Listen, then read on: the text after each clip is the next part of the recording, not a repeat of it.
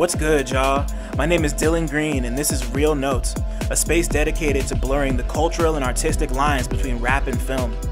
I'm here to chop it up with everyone from rappers and producers to journalists and video directors about their relationship to movies and how, if at all, film inspires their craft. My guest this week is Brooklyn rapper Curly Castro. We spoke about The Harder They Fall, the art of auteurism, Eternals, Dune, Spike Lee, the journey from being a hype man to becoming a rapper, his work with members of the Wrecking Crew, the creative process behind his latest album, Little Robert Hutton, and all things Marvel Cinematic Universe. Come fuck with us.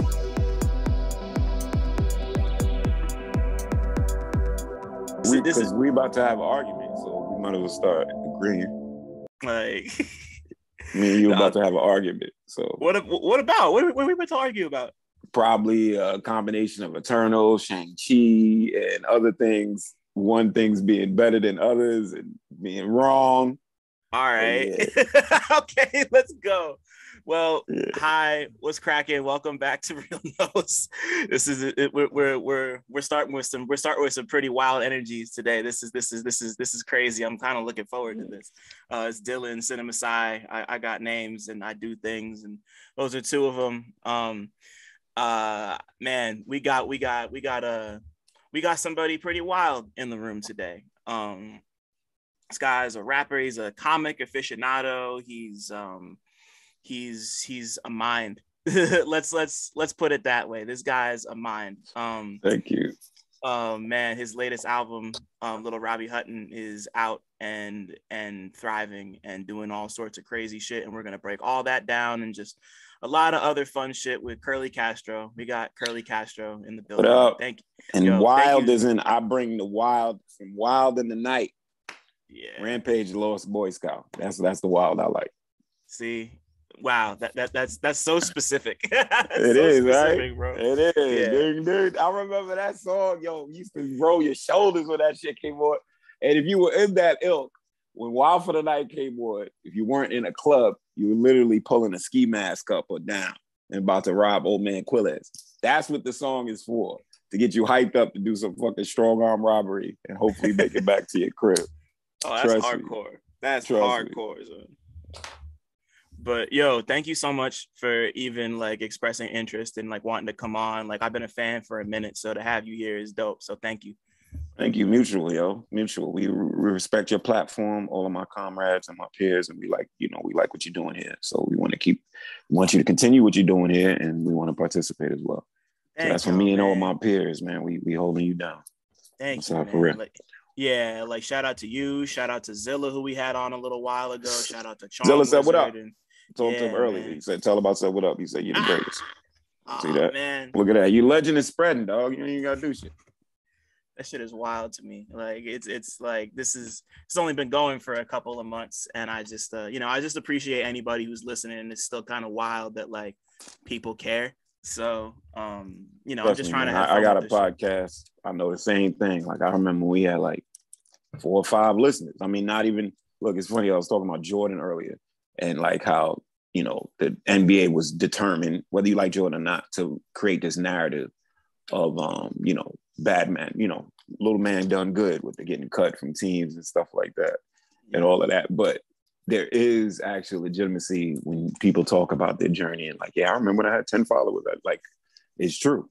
And so sometimes it's not hyperbole, but it's always good to reflect and be thankful of, any followers, anybody you have tuning in. It's always great. Right. I just don't want to lose. I don't want to lose sight of that, because it's so easy to kind of just, I just don't want to lose sight of that and get caught in my own head and just like remember that like we're all here supporting each other and just like shout out to your listeners. Yeah. Thank you. Take care of your listeners. Your listeners take care of you, just like anything. Always. And you got the non-ether growing. When you take care of your hair takes care of you. So I just apply that all the way through. You feel me? Man. And before we get started, I wanted to give a special shout out to Call Out Culture and everything y'all are doing over there. Thank you. Of course. Of course, like y'all have been going at it for a while, and I enjoy listening to it. So like, good for y'all. Like, yeah, no, we trying, man. And sometimes it can be reduced to something as simple as me talking with my friends. because that's what it says sometimes. But Right. yeah, we keep working on our platform, and hopefully we're giving decent content. We want, people to check it out. We want people to listen to the full episodes. I know that's hard. You're doing a lot of things, so we appreciate all listeners, all supporters, all investors. We wouldn't be here without them. They wouldn't be here looking for nothing.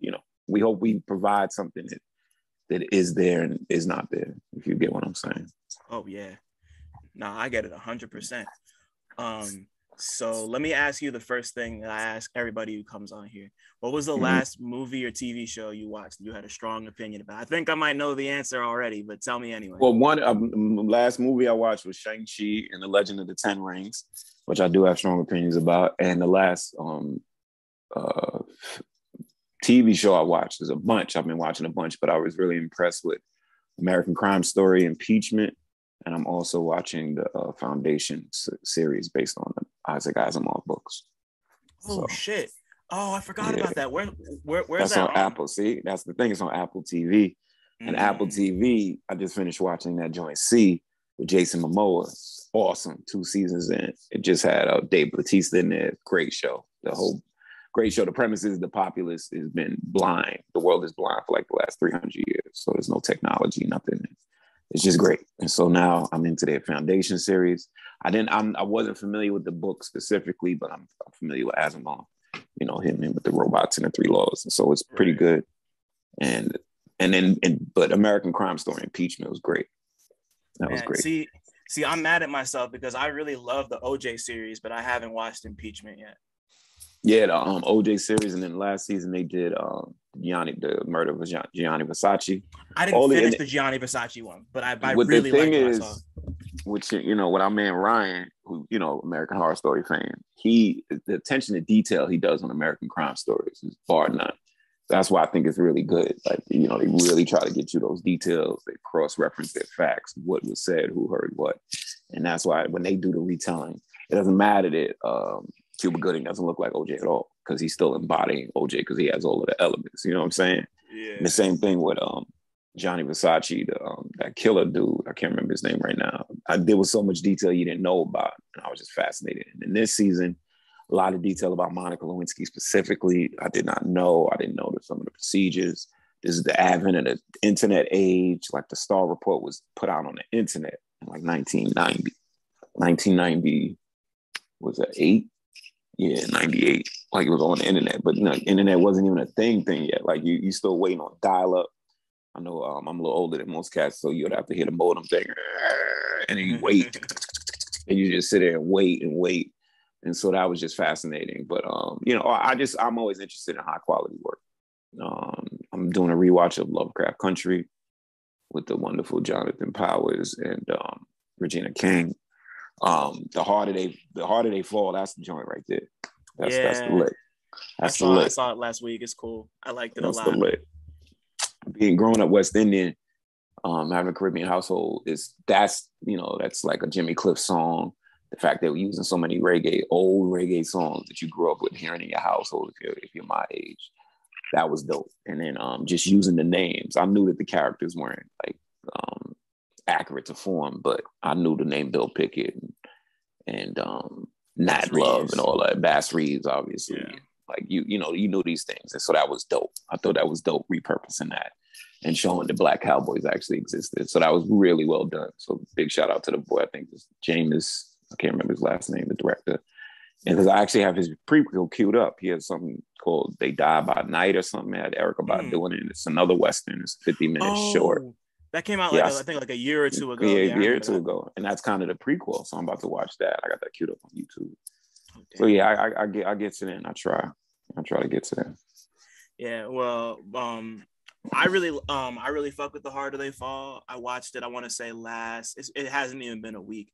I know the music was all like so good, like the needle drops were great. It just like I know it caught me off guard for a second because I was like, why is there so much reggae here? Like, not that it bothered me. I was just like, no, but that's where you go into The Harder They Fall is a Jimmy Cliff song from like the 70s, 80s. So then that's because I remember hearing it and I was like, all right. And I didn't know if they were going to tie it in or not.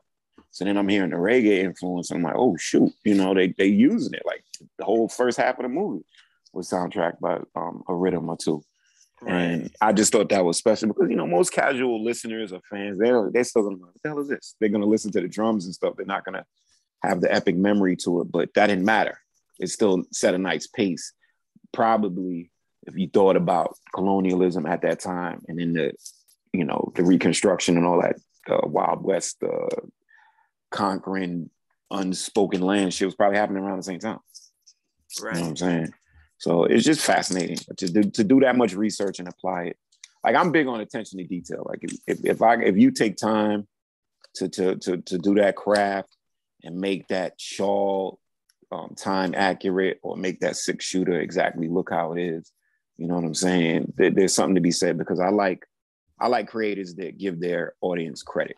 I like a creator, director, rapper, singer, just any type of creator that gives the credit that we have some intelligence so we can kind of figure it out. That's the art that I appreciate. Yes, I have intelligence. I can figure out, you don't have to spell it all out. I don't need a million exposition scenes. Right. Give it to me raw. I'll do my research and I'll get it. And by you putting it out there and just dropping me in the middle of a story shows me you have appreciation for my intelligence. So I'm on board right there. Stuff like Tenet, Christopher Nolan shit. He ain't giving you no book beforehand or nothing. You better figure it out. We're an hour into the movie. You ain't figured it out yet. We an hour and a half into this. You know, See, I wasn't fucking with Tenet, but I do like that about Christopher Nolan too. When it's good, it's good. You know, like when it's good, it's good. I'm gonna put it that way. Yeah, most definitely. One more detail about because you've been talking about detail with the harder they fall. One of my favorite bits was when they it was Regina King and somebody else. They were walking in front of one of the stagecoaches, and it said it said C.A. Bozeman on it. Like that little stuff. Like if you look like so in the town of Rosewood, I think the name was. They had like names of shops and stuff, and those are like DAs and APs and you know different producers on this. I love stuff like that. I love stuff like that. So like I was big into Breaking Bad.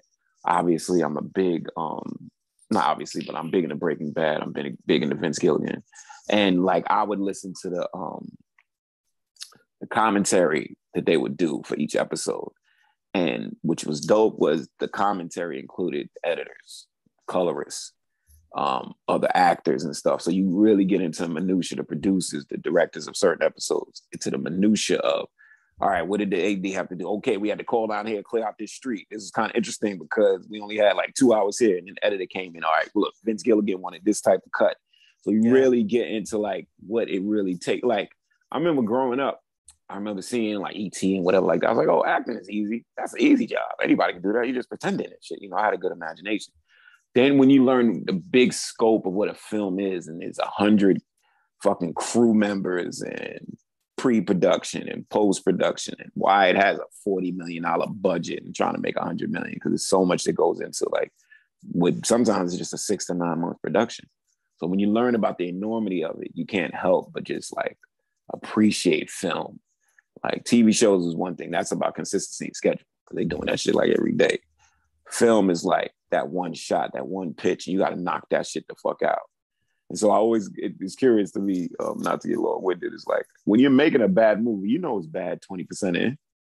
Are you so committed financially you just got to go through it? Because when I watched it, I was like, who would make this? How would you make it past the half-hour mark? Like, what is going on? But yeah, so like, that's what I like.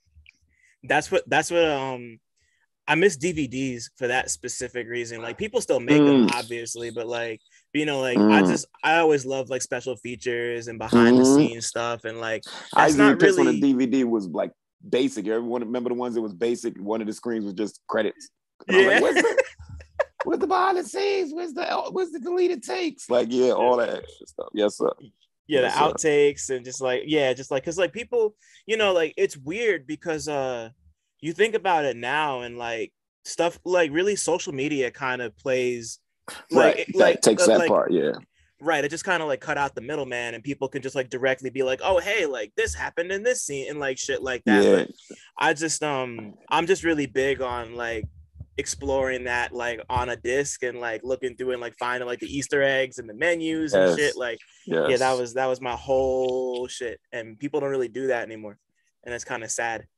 Like Blair Witch was so effective to me. It affected me because I was all into the viral campaign before things were viral. Like they had a website, and the website was releasing diary pages one at a time. And you didn't know if this was real or not. And you got one weathered page, you know, and just has that page flip and that's it. And there's spooky music around it. And I was all into it before I even saw the film. So when I went into the theater, I was already charged up. Stuff like that.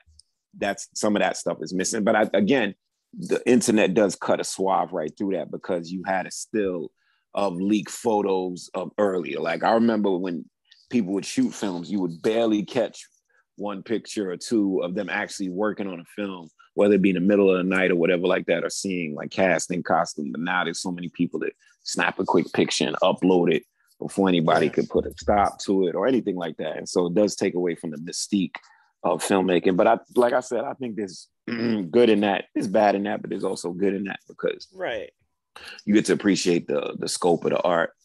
I actively like, they've been putting out Hawkeye pictures for 2 years. Like, no, that's exaggerated, but at least a year. Like last year, you were seeing like Hawkeye pictures. So I just kind of just stay like, oh my God, if they are trying so hard to one, manifest what Spider-Man is going to be, put all three of the Spider-Mans in it. You know what I'm saying? I used to accidentally, one thing I hated was I started clicking on accidental fake trailers. And I'll be watching and I'd be like, wait, what is this? That's from Spider-Man 1. Oh man, this is some fan made and they're trying to make it look like it's new. I said, what the, and how, I'm like, how does the algorithm allow this to be? It says it right underneath, new trailer, like, come on, they finessed this, huh? They finessed definitely. But like, sometimes you have to actively stay away from the prequel of stuff. Some people really love all that set photos. Like, but Spider-Man, I think is going to be curious because there's been so many videos and so much information about what the movie is, but very rare looks at footage or even live stills of them shooting. So I don't know about I don't like the clones. I'm not a fan of clones in the comics. So that's why I'm rooting against clones. So I get where everybody's excited, but I'm like, yo, y'all really just, it's the same thing like with the Mephisto and the Disney show. Like you couldn't tell me there wasn't Mephisto in these shows and he still hasn't showed up. Right. And the same way that Spider-Man is Garfield, Toby's in it. You know, like you can't tell nobody that's not happening. And that might happen, but Mephisto's gonna show up at some point. Like I thought he was gonna show up in WandaVision, to be honest. Wanda, of course, but, that seemed like. But they made, they stopped us short with making Agatha the big, you know what I'm saying, the bad. Right. And we were looking for somebody pulling her strings. But if you look at it, it was like we wanted it to be too complicated, really, because you had Agatha who was already hidden, and you wanted her to be puppeteered because we wanted this big Mephisto reveal. And then the way they're pushing the multiverse, I think all these properties know what they're doing. And they're taking their time, and we're just looking and scrounging for crumbs on some Hansel and Gretel shit. Anything we could get, people are like fiending. Going to the cons to see the trailers like a month early, like all that good shit. Yeah, Kevin Feige's been saying that they got like they got all this shit planned out 5 years in advance. So everything, so like Spider-Man coming, like that's been planned since like 2016. But it's like we don't have faith in it because like you can't tell me that especially the last 2 years, everything is about bring the mutants, multiverse, bring mutants. Right. And I'm like, I don't think they're gonna use the multiverse because I keep talking to my friends about it. I'm like, look, what are they just gonna open a portal like Wong and then just 40 mutants just step through and the X-Men, hey, what's going on over here? Like that's corny. It worked in Spider-Man through the multiverse with Miles because it was just about Spider-Man and his doppelgangers. You can't bring in a whole team of people unless you're doing some Squadron Supreme shit, which if anybody's familiar, I know I'm going deep in the woods here, but Squadron Supreme was an alternate universe, had totally different heroes and stuff, but it had its story in its universe first. These things take time. You can't skip steps. So if you just want to open a portal and Cyclops and Wolverine just start walking through and hey, what your name, Captain? Like, come on. They've been way more sophisticated. Look what they did with Ant-Man. They could have rolled out Ant-Man. They could have made Hank Pym. Yeah, he's 80, but he's 20. They didn't do that. That thing alone, the fact that they used the younger Ant-Man shows me that they're like, hold on, this has to make sense. You know what I'm saying? Hank Pym was like older than Tony. He was working with his father, because just of the age thing. And that's how the comics were. If you go with the 60s, 70s thing, even though they were ageless, from the 60s and 80s, everybody was ageless or whatever. But then time was put in. You know, Black Panther was around way back in the day. So you got to make all that stuff work. So let's get to the crux here. We have a disagreement. We have a disagreement ahead of us. Do we? Okay, tell me what's up. You went online, a public forum, something that can't be erased from infinite meta vacuum space, and said that Eternals is better than Shang-Chi. Wait a minute. I didn't say that. I said it was better than Dune. Yeah, that one too. That's what it is. I didn't. No.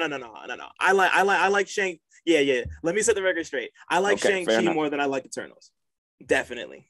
Me too. but it's weird reason. Like, I'm a Wu-Tang fan. So I'm watching Shang-Chi. I'm like, oh, this is like new Wu-Tang to me. Like, you know what I'm saying? And I love all that mystical stuff. Like, it's funny because Zilla hates that stuff. He's like, I don't like the second half. I'm like, what? Those stone lions that we've been watching in, I'm thinking, what is this? Chinese law, right? Shang-Chi is Chinese, right? Mm-hmm. Saw them at the temples. It's like that. I was loving that. The nine-tailed thing that we saw in Lovecraft Country and I think Love, Death, and Robots. That's like, you know, I'm with that. So Zilla not liking that, whatever. Eternals was okay for me. I was digging it because the thing is, when you know, Marvel tried to be slick. Okay, so this was happening before everything you saw and kind of after and underground, and nobody was like, you know, like Daredevil don't know. Like they try to be slick with that shit. I get it, but because of the scope of Eternals, I thought it worked. They had edges to work out. They still they're still working out the galactical thing. If anybody knows Marvel, the space has a lot to do with shit. But since we started on Earth, everything's been Earth heavy. Iron Man, Cap, Hulk, you know, everybody's grounded on Earth until Thanos came and Guardians and shit. Now we're like, okay, space, you know what I'm saying? So I like that Eternals dealt with like Earth is on a galactical plane. It's not just us here. There's a lot going on. So I thought that worked. And I love, and I thought it was a vessel for me. Eternals is a vessel. You got Brian Tyree now in the Marvel Universe. You got fucking Angelina Jolie in the Marvel Universe. I don't care if she's cooked out. Like they're there. You have you see what I'm saying? Like you can't take that back. You got my homegirl from The Walking Dead, the deaf chick playing Makari. She's there. And she was fire too. She was one of my favorite characters. Great. I wish she got more screen time. Like she was great. Like they brought in Brian Henry, my favorites. When they were fighting Icarus, I was like, oh shoot, because Icarus was like typical Superman busting ass, but then Fastos being able to hold him down. The fact that Brian Tyree is homosexual character, first one, bang, you got that in there. Like you're getting these things out. Figuring out like where the myth of Athena came from Athena and Fastos, whose name's all of Gilgamesh, all that great stuff. And that Icarus, of course, you know. Exactly. And he fires into the sun. All of that rates. That's what I'm saying. It all rates. So I'm not mad at it. And I think people get to a certain word because look, Endgame was fantastic because they built us all the way up to it over 10 years, right? Maybe even closer to 15, honestly. Thank you. Looking over his shoulder, that's the first little bit we get. Change actors, right? So now that we're seeing them ramp up again, everybody's, Black Widow's gonna be regular. And what does that bring us? Your COVID chick. She's dope. Now she's in the mix. You see what I'm saying? Like, they've been doing this to us, but we're so, where's the next big Thanos, Mephisto? Like, we're too anxious to not believe in the process, to coin a phrase. And they've shown us already. Definitely. And think about it. And Iron Man drop and Hulk drop. Was anybody thinking about Thanos or even Vision? Like things like Ultron? No, we weren't there yet. So just let them rebuild it up. That's all. That's all. I just want people to have faith. Right. And I think for me, I really enjoyed Eternals. I enjoyed watching it. It looked great. It had a great cast, cool action. Looked great. The way their powers were. And the Celestials, bro. The Celestials, right? They look fucking crazy. To get the scope right, him in the hand, like let's bro. And then the show when he blipped out and it was an actual black hole with the event horizon because we're used to that from Interstellar. You see what I'm saying? So they're like, all right, look, this is what people think black holes look like, and they showed it on NASA. Boom, he's out in the black hole. Like that type of stuff resonates. That's building, world building. I'm big on world building. That's why I like Dune. I'm big on world building. If you can get me to believe we're in this place, and then maybe in the last 15 minutes of the movie you do something, I'm all for it. You know what I'm saying? And my only issue with Eternals was that I could tell they wanted to get weirder, and they wanted it to be more ambitious, and like I could like there were just like a few parts where I was like, oh, they wanted to go in a different direction, but like even Marvel was like, that's a little too weird, which is crazy. You could tell that they pulled back, considering right. where it's from Kirby and where it's from. Like because like all that Kirby shit is like all the Jack Kirby space shit, like the Chariot of the Gods stuff, like that shit. He's out of control. It is out of control. He's out of control. Like, he's out there. He went there. But again, that built in, like people like Eternity, Living Tribunal. That's when they fixed it. When they said, okay, look, we need big guys, Galactus and stuff to kind of calm this down, because he's out there playing like galactical pool hall and stuff, with the yeah. So I mean, look, I like, so like there's a certain transference you have to do when you go from like comic book to film. So I never really get mad at Marvel when they know their instincts, when they know how to do it. So they're like, all right, this worked in a comic, this might not work. You know what I'm saying? From the uniforms, like, shoot, we were looking at Captain America in the full lycra. It worked. They got it to work. When I remember the first Captain America, that old cartoon looked crazy. Crazy. You know what I'm saying? But they figure it out. And so like changing stories, like the Ultron story was muted. Then you brought in like David Banner to help with the Ultron, like all that stuff. It all works for me. I'm not a stickler. Like I'm so into comics from back in the day. I could be like a dick. I can be a dick about it. Oh no, that's not, Avengers 341. Yeah. And this time, where's Wonder Man? Like I could go on and on, you know what I'm saying? But you're not gonna enjoy it. You're not gonna enjoy it doing all of that. Looking for flaws and stuff. Like, look, I saw the first Dune from '84. So this one, I was like, okay, because Dune is a mess. Oh my God, it's such a mess, a glorious mess of a movie. Yeah. So both of them are, honestly. Like, yeah, well, I think, but see, the second one works because they split it. And by making this part 1 and part 2, the scope is a little bit like, so, oh my God, in 1984, like you want to take a class on exposition. All right, so we're going to have a minimum character. She's going to talk like 20 minutes and you're only going to see her in the beginning and at the end. Like, why was she talking? Oh, she's the daughter of the Pharaoh Duke or whatever. I'm like, what the hell is going on here? And then there's so much talking, so much internal dialogue, whispers, and that shit was crazy to me. It was so crazy. That was my big issue with Dune, just because like I really like the universe is interesting. Like I'm excited to see where the story goes, but like because it's a part 1 and there's so much that I don't know yet, and so much that like wasn't really like, you were talking earlier about how you just appreciate it when people just kind of like throw you into the middle of a thing and you got to figure it out. And usually I like that too. But for some reason, like when I saw it, it just like it didn't click the way I wanted it to. Like I didn't dislike Dune. I had a good time watching it. Once again, looked beautiful, good cast. Like I just thought that you saw it in the theater, or I saw it in the theater. I saw it in the theater. Yeah. So to me, it felt like a part 1, just in the sense that like it's a setup, and like I'm probably gonna appreciate it more as things get explained and I kind of like fall into it a little more. Like I know I'm gonna appreciate it later on, but as a part 1, I'm like, it's okay, I guess. Like I wasn't mad at it, but like I also think there's something to be said about it being a part 1 without like a harrowing cliffhanger. Like they're just walking into the desert. It's kind of like a what is it? Like what do they call it? Like they're consoling. They're like just like going along with it. Like the Harkonnens are back, and it's just like they're walking off into the desert, like resigning themselves to it. And that's a different cut. That's like an episodic cut, like episode 3 to 4. And rather than movie half, somebody cliffhanger, literally hanging off a cliff. Like I always use that example, like that. What's gonna happen? Da, da, da, da, like that, and that news, and that those are the ones you're like, oh my God, like Endgame and Infinity War, like that was crazy. Like, you know what I'm saying, to end the movie like that when they went to black. So I think Dune saying, hey, showing all of our veins, this is 2-parters. This is the halfway point. It's more of an intermission than a cliffhanger. Right. And I think that's where the anticipation kind of lessens and wanes, and then you're waiting for the next big chapter. We go into the, to the lobby, get some popcorn and licorice, and when we come back, boom, you know what I'm saying? But it's definitely more intermission than a cliffhanger.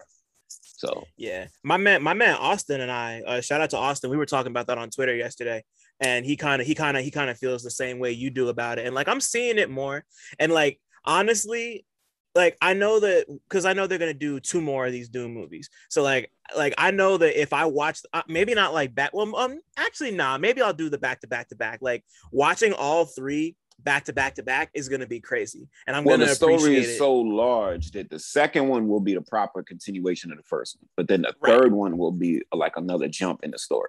It's so like the Dune books. He wrote the big books, then he wrote books that continue that.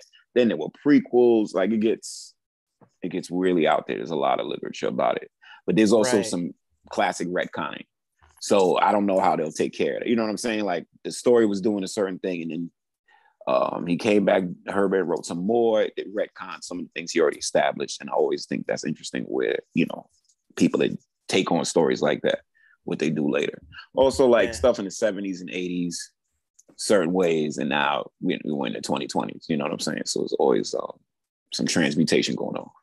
Right. I'm just interested. Like it's just really interesting to me to see, like, especially since I really enjoyed the David Lynch Dune. I just liked it. I just like the visual aesthetic more than anything. It just looked really cool to me. It was like Um, the hair. Remember the mustaches and the sideburns like that? yeah. Like they were crazy, right? And then the military Yeah. like everything looked crazy. I remember just like from the beginning because Paul and the father, they were all dressed like military nines. Like in this new one, they have regular clothes. But like I remember in the first Dune, they already had their stuff all done up and like the big opulent. Everybody's wearing a costume. You know what I'm saying? From Right. Harkonnen Yeah. on down. And so like that's why I was like, nobody was just wearing like a pants and a shirt. Not at all. You know anything about the documentary Jodorowsky's Dune? Jodorowsky's Dune. I was gonna name a project Jodorowsky's Negro. Like that That's was a fire. big plan for me. That's fire. Because it was gonna be like crazy. Like I've seen him, and it's funny because they say that book exists, but you can't get the book, but you can go online. They put a lot of the pages up. There's an archive of that book. That book is incredible. Like how the colors he had and the scope. This guy was like, I'm messing it up. He's like, oh, I want like Sting and Van Halen to do the soundtrack, and we want like he wanted like all the top actors, all the top musicians, everybody working on this thing, like the whole industry. That's where it would have been like a fan. This is like when Michael Jackson calls in all the favors. Okay, I need the best director. I need the top actors grossing 20 million. All right, who's doing the music? It's not me. I want, Rolling like Guns, like, you know what I'm saying? Like big bands. And that's why that shit never would work. Because they were doing some projections. It was going to be like 200 million or so. Like it was crazy. It was crazy. You saying all that and me like taking that in just now, like when I saw the new Dune, I saw it at the Alamo Draft House. And I don't know if you or anybody listening has been to the Draft House, but like whenever they show things there, they like the pre-show is like clips that are like relevant to the movie you're about to watch. So they had like a whole pre-show like dedicated to like old stuff with Dune. And one of the things was them like going through how Dune, like the book, not even the movie, but like the original book influenced like progressive rock and shit. So like they run through like 40, 50 songs. And one of them was an Iron Maiden song. I forget which one it was, but it was from the Number of the Beast album. And apparently like they wanted to call it like it was supposed to be a reference, like the whole song was a reference to Dune, and they were gonna like name it. I forget what they were gonna call it, but Iron Maiden, like their team reached out to the author to ask for permission to use the names and shit, and the guy was like, no, like I hate your music, and like the last thing I want is to have Dune represented like by this like devil music or whatever the fuck he said. They were crazy with that shit back then. They meant it too. They meant it too. Like you're not gonna influence my teenage son. Like they meant it, yo. People were scared. And that's crazy. But like you're right. Like all the power chords in the first one, like there was definitely music. They was like, yo, I want to do this. Like just the way everything was like, when the ships would just roll in, and then it's so funny. I think people don't want to give Dune any credit because Star Wars totally copied every fucking thing, like everything, like for the book, everything, and Star Wars beat Dune to the punch because they dropped first. Everybody thought that Dune was copying Star Wars when actually it was in reverse because the source material of Dune was the whole Jedi thing, the whole chosen thing, the whole going on the desert planet. Yeah, it's like George Lucas spent all his time watching westerns and then read Dune and was like, It's boom, like, that's my movie. boom, that's what it is. Yes. And Like seriously, it was like one idea just languishing and then got amputated by the other. Like, right. excuse me, like, amplified by the other, because Lucas is kind of, he's suspect. Like when you give him too much material, another version, it gets suspect. This stuff starts thinning out. Like with a lot of things. Matrix, the conspiracy of homegirl Sonya wrote it, and she wrote that, and then Terminator. And my thing about that is, look and just think about it. The Matrix is a certain movie, and so is the first Terminator. Terminator 2 is a totally different movie, and the Matrix 2 and 3 are totally different movies. They go into this simulation and simulacrum, all that philosophy stuff. That wasn't necessarily in the first one. The first one was about man versus machine and AI. The second one, third one, Matrix, they wanted to get into the Wachowskis, what they wanted to get into. Fine. That's what, and actually it's a movie about being trans. That's pretty much what the movie is about. Oh, so, yeah. But if you notice the difference in tone, same thing with first Terminator, about man killing himself with a machine. And then Terminator 2 turned into Arnold coming back, villain to hero. That's a totally different movie and shit. So I think there's a lot to be said about this. She did write those original ones. And so my point is, when those creators run out of source material, same thing that happened in Game of Thrones, the stories start thinning the fuck out. Oh yeah. And so it starts really reaching, and all these other things that are happening that are part of the director and not the original creators movement. So when you give Star Wars a third one, a fourth, a fifth, a sixth, he's thinned out. He could tell you prequel only once. He's thinned out. You know what I'm saying? And that's what happened with Scott Pilgrim too, because the Scott Pilgrim movie was being made, and the books weren't done yet, so they didn't have an ending. That. Yeah, I heard about that. And and the movie is just about style. And again, I love that movie, but yeah, you're right. The comic is very 2D. Does that work? You see what I'm saying? Like the comic is very panely 2D. It doesn't get into like depth of field a lot. I watched this one of those just side scroll. So does that work when you try to make it in a full thing with your man in it, and like, you know what I'm saying? Like, have a storyline behind knives and all this weird shit when that's just a character. So, you win some, you lose some. Right. But it was, I thought Scott Pilgrim was a fun watch. Like I like the stimuli, even though, if you have seizures, don't watch it. But it's that, the way they were flashing lights and all that shit, that was great. Definitely. Yeah. I was big on the books. So I wasn't familiar with the books, so I didn't know about it until afterwards. Well, actually, I didn't start reading them. Like I started reading them when I first saw the trailer, and I was like, oh, it's based on books. So I read the books, and I was like, and like the ending of the book is really tight, but they just nice. The books weren't done when they were making the movie. So like I think they put out the last one maybe like a couple months after the movie came out, and like the ending of the book is just so much better. Like they're doing that with Umbrella Academy a bit, but also Umbrella Academy is a graphic novel form at best, because each set of stories is contained and then they move on to something else. So it's interesting them doing this way. But I mean, because you're doing it season by season, I just feel like people lose faith in anthologies. It works. If you want to recast the whole thing and just put it works. That stuff works. But a lot of times stuff makes money.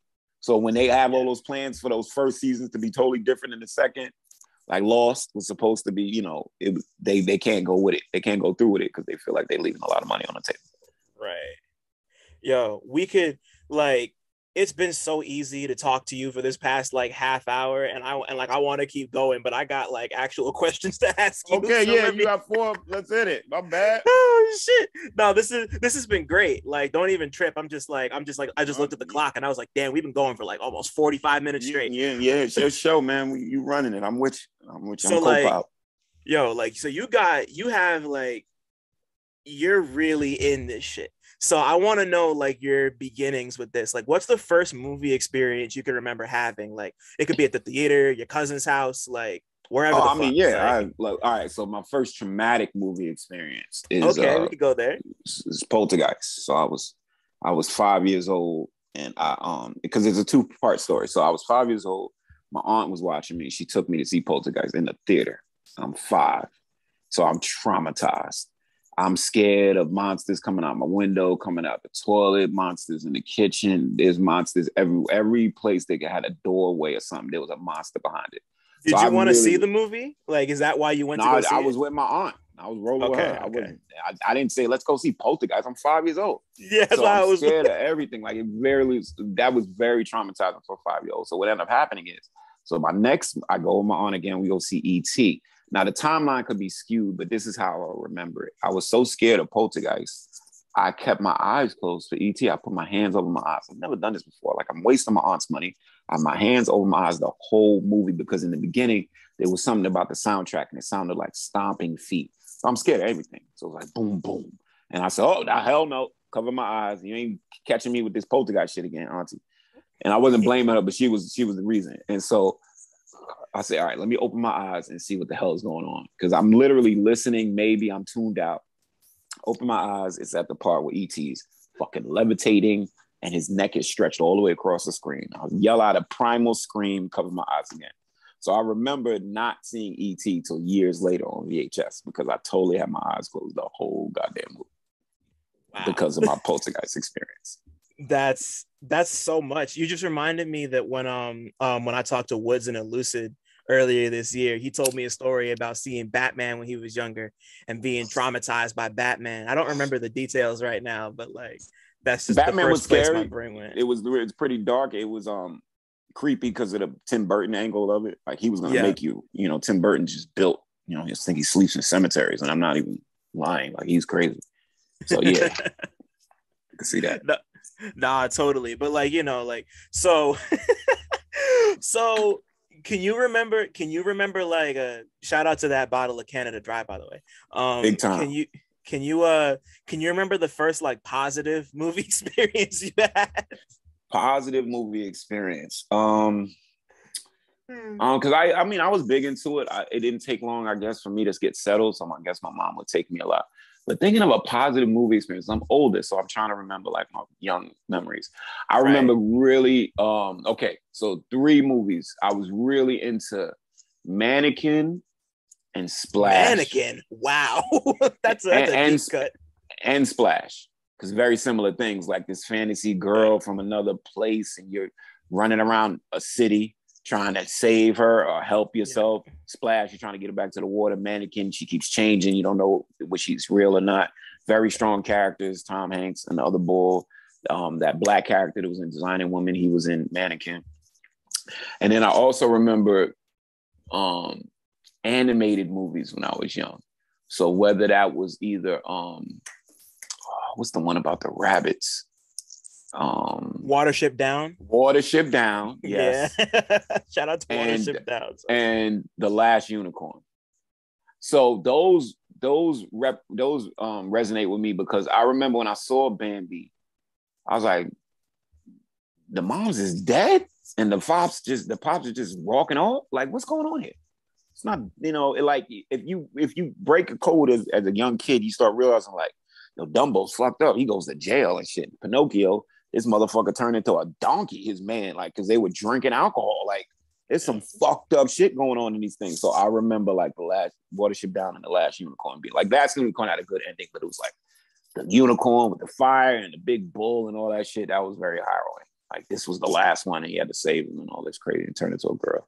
So yep, that's my positive one. Yeah. Splash, Mannequin, Last Unicorn, and Watership Down. Those are, yeah.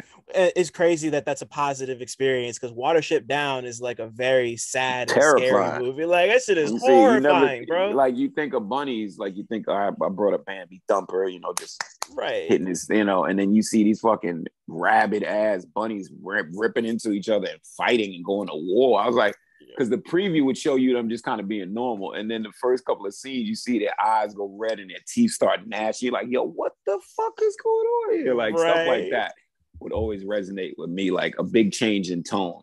Like that movie that Disney made, Witches, I think it was. And it was like Barbra Streisand was in it. The kid, they turned the kid into the mom.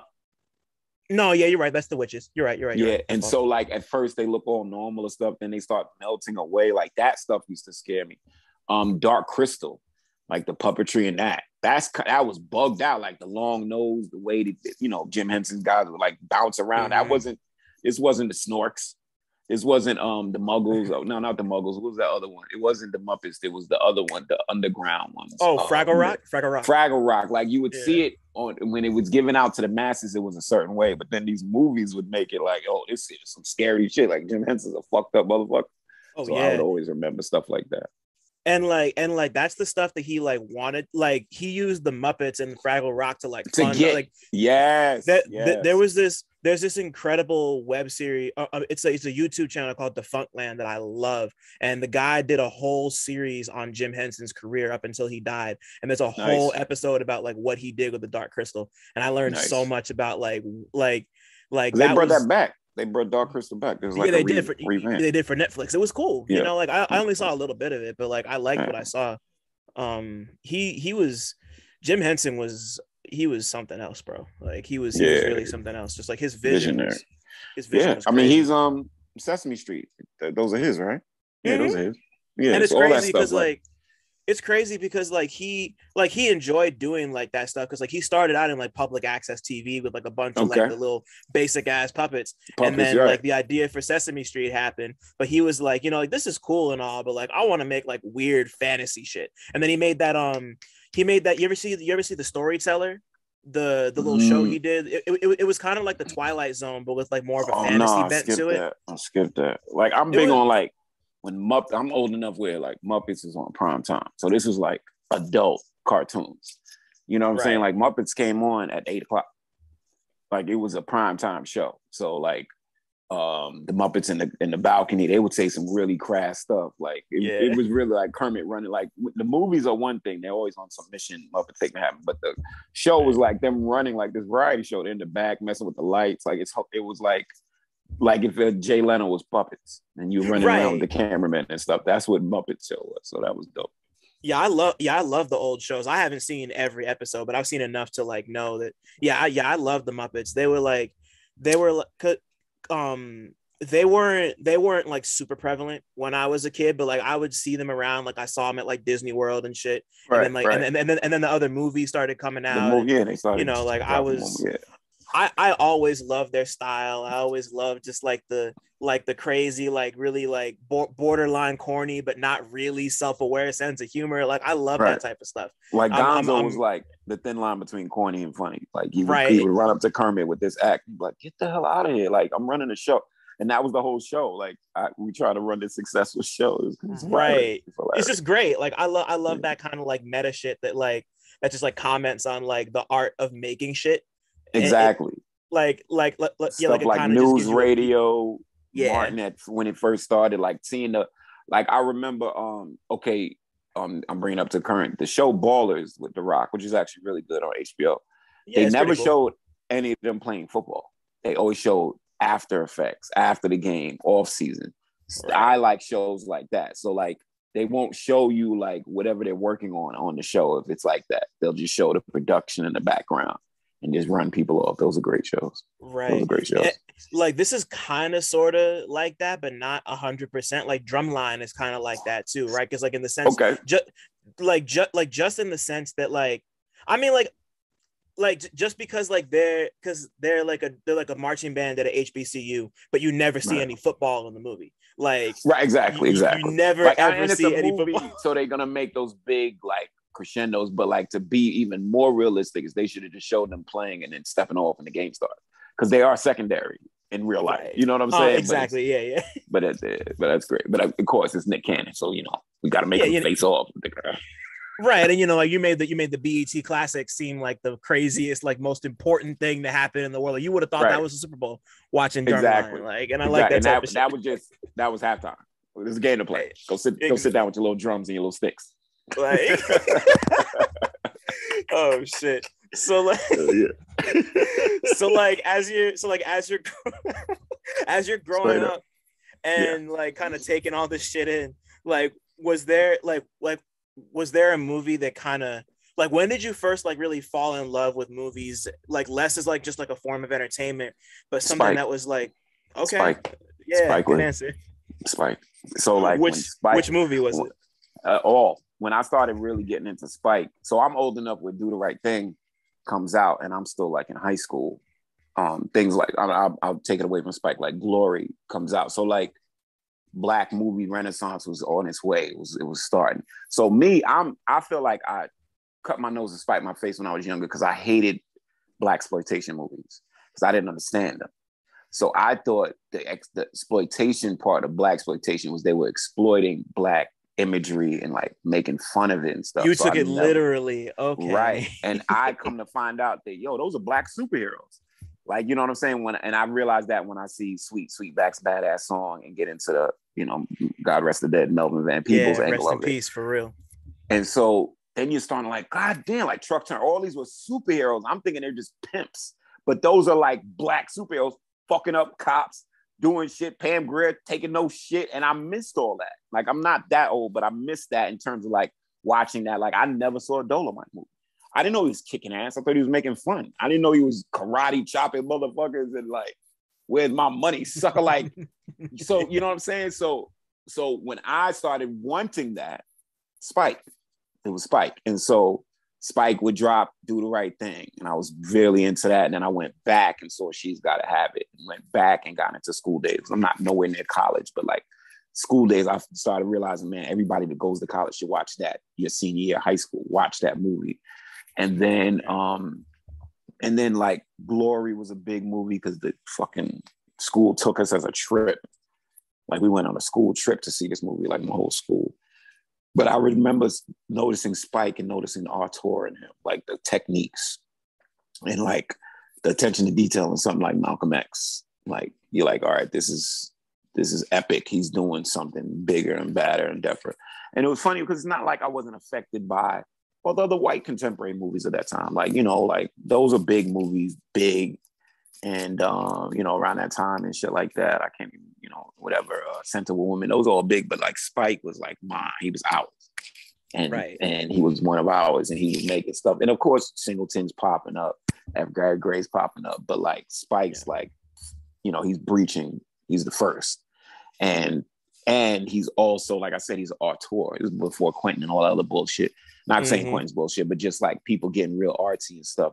Plenty of that, and obviously an Italian movie making and stuff. But like Spike was like, I'm gonna be somewhat artsy, and I might sacrifice the sanctity of the movie to be artsy, and like you might not get it. And I remember like watching stuff like that. Like for instance, in Girl 6, when he drops all the phones at the end on her, and everybody's like, "What the fuck is going on with this movie?" And I'm like, Girl 6 is like really 4 movies in one. That's first off. You could tell about a change in perspective. Like when she getting stalked, the camera's different.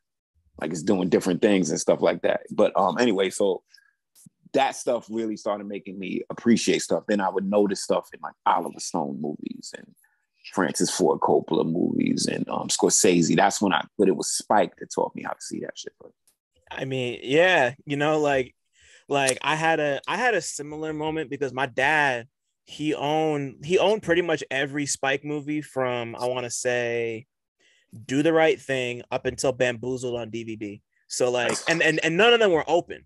He just like bought them and never opened them. So I opened those movies and I went and watched them. And I was like, yo, like, this is like, like I saw Do the Right Thing. And then I saw it in high school, like I've seen Do the Right Thing, School. I've seen every Spike movie at least once, and like just Spike is really crazy and really interesting because like he puts his all into everything, like it's almost like a critic I like put it best, like Spike makes movies like he's never going to be able to make another movie again. Exactly. Like almost like it makes movie like it's a senior project. Right. Like this is the only thing I got, one shot for great. He puts every idea, every thought, every he puts it all on the screen. Like you look at a movie like Bamboozled, like, which is really intense. And I like the first time I watched it, I had to watch it in like 3 parts. I couldn't handle it. It was too much. But like a lot going on. There's a lot going on. First off, that's one good thing. One good and bad thing about Bamboozled. There's a lot going on. Yeah, like, but honestly, Bamboozled is incredible, and everybody should watch it. It's great. It's just a lot. Like it's sad, but he definitely crammed in. He's crammed in stuff. Like Spike has that tendency. He'll cram in something towards the end of something. Like shoot, I remember liking it, but I was like, what is Nelson Mandela doing at the end of Malcolm X movie? Like, what's going on? Where are we at? And we're at an African school. Like, you know, he was just, so he, at the end of Bamboozled, when he did the, did he do I Can't Breathe? No, he did an I Can't Breathe classroom scene at the end of Five Bloods. Yeah. Like that. Like, all right, Spike, I guess. You know what I'm saying? Like, how do we get to this class? And it was a fake classroom too. Like, it wasn't right. Shot like a school. You could tell it was like a set. And I was like, all right, look at the seats with the. I'm like, come on, man. Yeah, sometimes it's too much, and like there was definitely a period of time where I want to say from like the mid 2000s up until Black Klansman came out, like that decade, outside of like Inside Man, he made some really bad movies. Like really Jesus, like for a whole decade straight. I was like, let's wow. Just talk about which ones you want, because let's classify them. All right, so the Blood of Jesus, obviously. Terrible. So bad. What's that other one? What's the other one? Red something. Red Hook what? Oh, Red Hook Summer? Yeah, Red Hook Summer. Horrible. Terrible. Like, horrible movie. Yo. And it got our man from the YN and Lester, like, it was a horrible yeah, movie. And like, Mookie was in it again. Like, I was excited about that. As a movie, it was bad. That's where I can't, sometimes I can't even absorb, because when it's just bad, like, the dubbing's bad, like scenes are bad, the cues are bad. You know what I'm saying? Like, that's a problem. That's a problem. So, like, that's a big problem. And so, so that one, the Blood of Jesus, it was funny because it was like shot like a school project, if I'm not wrong. Like, that's what it looked. It looked like a senior not even a senior thesis. Like, it looked like a, junior year project. Like, all right, man, let's shoot this at night. Nobody's out here.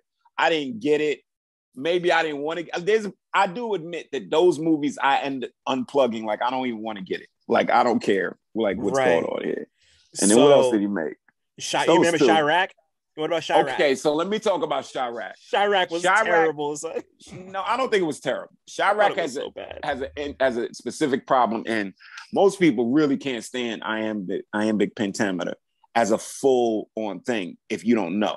So when I'm saying is like, remember how Carmen was? When people are talking in rhyme and you don't know, and then you kind of listen and you're like, wait a minute, are they talking in rhyme? And then you start getting annoyed with it rather than just like, that's all Shakespeare. He is just longer. He has just longer beats sometimes, but he rhymes. Everything rhymes.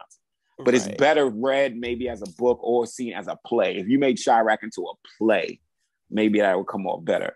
And I know you just had a problem with Nick Cannon being a gangster. That was your problem. No, that wasn't my problem. Okay. No. So, well, I mean, it's a problem, but like, it's like the iambic pentameter didn't bother me.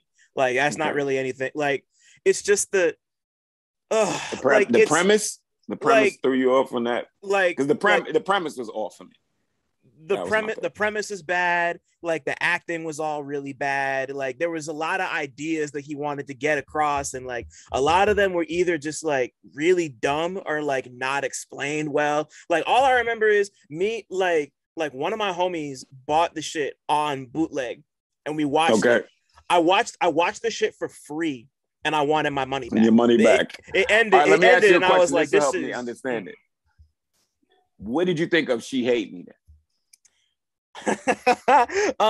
So I really this is all around the same time, right? So like, we're men, so I want you to know that, and we have to say that we're guys, right? So the guilty pleasure of She Hate Me is there, right there. Let's just say that he tricked us. There's a little trick there with like, okay, who wouldn't want to be like, the succubus? But go ahead, continue. I want to. So like, She Hate Me is a really, really bad movie, but I only saw it once, but like, I remember being like, this is like, I don't know why, but I just like had a good time watching it, even though like I knew everything about it was bad. And it just like, it kind of made me sick, to be honest. But I was like, I kind of like it. It's weird. I don't know. I only saw it the one time it came out. But like, Shorty, to end up playing Callisto, the Spanish Shorty who was in Sopranos. I forget her name sometimes. This was her first movie. Our man, Falcon's in it. Yeah, Like, you know what Anthony I'm Mackie. saying? Like Anthony Mackie's in it. Like I can't stand him either. So like you can't. Zilla can't either. That's so funny to me. Zilla can't stand me. I don't mind Mackie. I don't mind him being in Marvel. I'm cool with him. Yeah. He's not as bad as Tyrese in the Fast and Furious universe. But I can see where people are thinking that he's like the Tyrese of the, like I see that, but I don't ascribe to that. But I can see that. That's fair. Because it's not like Mackie's like deadpan. He's funny. He's just like lowest on the totem pole. Like he's even lower than like Winter Soldier sometimes. And so it's funny. And Tyrese is definitely the lowest. Like he gets the smallest check. But so I asked you about He Hate Me because we're guys. So the premise of this guy sleeping with a million women, that we're going to be interested in that. But the way Spike shows sex and shows it, he's had mixed results, if you ask me, over time. Absolutely. She's Got to Have It was revolutionary in making the woman the lead and the controlling of all of those sexual relationships. Because I don't think anybody had put a woman in that position and shown her having that strength. So I was dope. But then also had... The only problem I had with the original She's Gotta Have It was like the rape scene was just really the rape really scene bad. Was tough. That was really tough. That was bad. It's funny because if you put it more in the modern sense, I don't think it would have been like, if you put it in the 2000s and 90s, it would have been so jarring. But in the 80s and the black and white and her being kind of resistant after her being in power of all these sexual relationships, that was pretty jarring. It was a lot, but yeah, continue. So like, He Hate Me. So like, but it's also very artistic. That's one of his most artistic ones. Like the premise of what the hell is this? And he funded it and he shot it. So like that alone always makes you think like, well, what was going on here? Were you going through something with your wife at this time? Like it seems very like, it seems like he's living. There's some catharsis going on with the movie. Like I feel like he was doing it for himself or one of his sons or something to get them out of this. I don't know. But again, I never even thought about that. I never even thought about that. Big time. Like, because it's kind of off brand in terms of like what he usually talks about. You know what I'm saying? Like to me, it's like the spiritual success, continuation of like the conversations you maybe starting in Girl 6. So then you bring up something like He Hate Me. And then the name of it, the way, the phonetics of it, all is very interesting that's in his catalog. Yeah. But again, that's in this period of time that we're talking about, very diminishing returns with his stuff. Yeah, like it was like a whole decade, and like even, man, I want to talk about this more, but we got to move on again. But like, it's just like, fucking, what? He's just so interesting, like in that way. Like I've never, like he's made some really bad movies, but all of them are like really interesting to unpack. Like even if it's a bad movie, I'm like. Yeah, he's just the only one. Like I think maybe the worst Spike Lee movie I've ever seen is his remake of Old Boy. I thought his remake of Old Boy was it was bad just because it was just beat for beat and it was Brolin. So I don't know if I blame Spike or I blame like Old Boy is definitely a story told once because all of the shocking stuff you see it once and it's not to be like. Let me see that again. Like, it's not Tenet. Let's unpack it. And let's rewatch it and see it from a different angle. It's like, okay, he cuts his tongue out once. Like, oh my God, he's sleeping with his daughter once. You see what I'm saying? The tunnel scene once. So when they remade it, I was interested. I watched it and I was like, you know what? It's pretty much just beat for beat. It's not that different from the original, but the original was done so well. That actor, he's amazing. I love that guy. I can't remember his name. I can't remember his name either, but he's great. But he's great. Like, he's great. He was in this other joint, like called Henchman or something like that, where he was like this hitman that came out of jail. He's amazing. So again, that's what makes it work. His antagonist, that slimy ass skinny dude, he is what makes it work. The innocence of his daughter / girlfriends, like that, what makes it work.